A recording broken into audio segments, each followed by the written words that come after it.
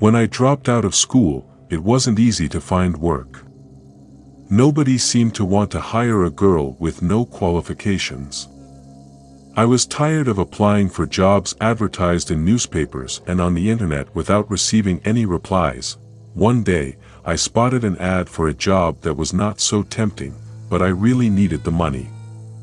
The ad said they were looking for a live-in babysitter to take care of 3 young children. It said no qualifications necessary, they just required someone young, responsible, and pretty. I called the number and the phone was answered by a woman with a sweet and friendly voice. When I told her I was calling about the babysitting job, she hired me on the spot. She didn't even want to meet me in person first, but she said she needed me to start immediately. I was delighted. The next morning, I drove over to the house to meet the family. As soon as I got there, I saw that the house was beautiful both inside and out. You could tell that the family was wealthy. The woman and her husband greeted me with broad smiles on their faces and introduced me to their children. There were 2 boys and a girl. Sebastian was 6 years old, Damien was 5 and Lenka was 4. The kids seemed to be nice, happy, and friendly. They were always polite, never fought with each other and never made a mess. All they did was play alone or read a book. The parents announced that they were going out to dinner and wouldn't be home until late that night. They told me the children had already been fed, so all I had to do was get them ready for bed. The mother gave me a phone number and told me to call her if there was an emergency. The father told me to make myself at home, and if I was hungry, he said I could take whatever I wanted from the refrigerator. After their parents left, the children sat down on the sofa to watch TV. They were very quiet and barely said a word. During a commercial, I was feeling a bit hungry, so I went into the kitchen to make myself a snack. As I was rummaging around in the refrigerator, I couldn't help but notice 2 large jars that were stuffed in the back of the fridge. Both of them were wrapped in plain brown paper and had a rubber band sealing the rim. I wondered what on earth could be in them. My curiosity got the better of me, so I took out one of the jars and peeled back the brown wrapper to take a little peek. It was full of long strips of fatty meat floating in a murky red liquid. I couldn't tell what kind of meat it was, but it didn't look like pork or beef. Just as I was about to put the jar back where I found it, I heard a noise behind me. It startled me so much, I banged my head on the shelf above me. When I turned around, Sebastian was standing in the doorway, staring at me. "Put that back," he said. "That's not for you." The look in his eyes and the tone of his voice sent chills down my spine. "Sorry," I muttered. "I was just looking for something to eat." Sebastian didn't reply.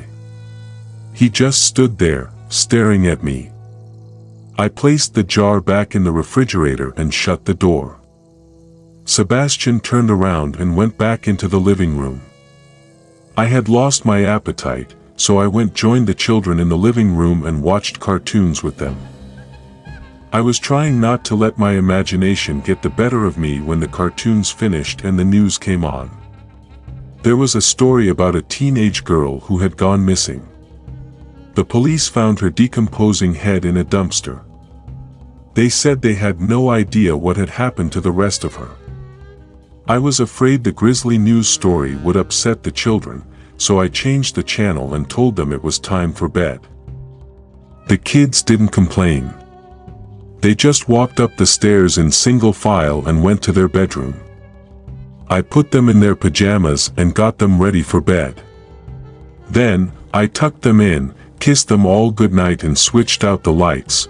When I went back downstairs, I was bored and had absolutely nothing to do, so I decided to watch a movie. I looked through the family's DVD collection, but all they had were cartoons and Disney movies. I wasn't in the mood for any more kids' stuff. On the bottom shelf, I spotted some old VHS tapes. One of them had a strange title. It was M-Girl. This seemed rather curious, so I decided to take a look at it. Put the videotape in the VCR and pressed play, then sat down on the sofa and made myself comfortable while the video started. The first thing I noticed was that it was a home video. The family must have recorded it themselves. The parents and children were all laughing and looking like they were having fun. I was about to turn it off when I happened to notice someone else in the video.